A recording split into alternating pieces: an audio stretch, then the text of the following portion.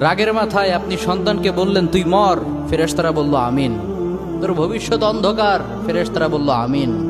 রেগে মেগে আপনি আপনার মেয়েকে বললেন জীবনেও তোর কপালে স্বামীর ভাত জুটবে না, ফেরেশতারা আবারও বলল আমিন।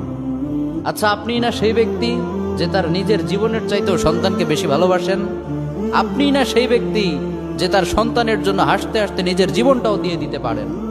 আপনি না সেই ব্যক্তি যে আল্লাহর কাছে নিজের চাইতেও সন্তানের জন্য বেশি দোয়া করে?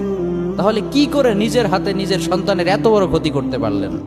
Doesn't make any sense. Common sense বলতে কিচ্ছু নাই আপনাদের। আপনারা কি জানেন না আপনাদের রাগের মাথায় বদদোয়া করাগুলো ফেরেশতারা আমিন বলে?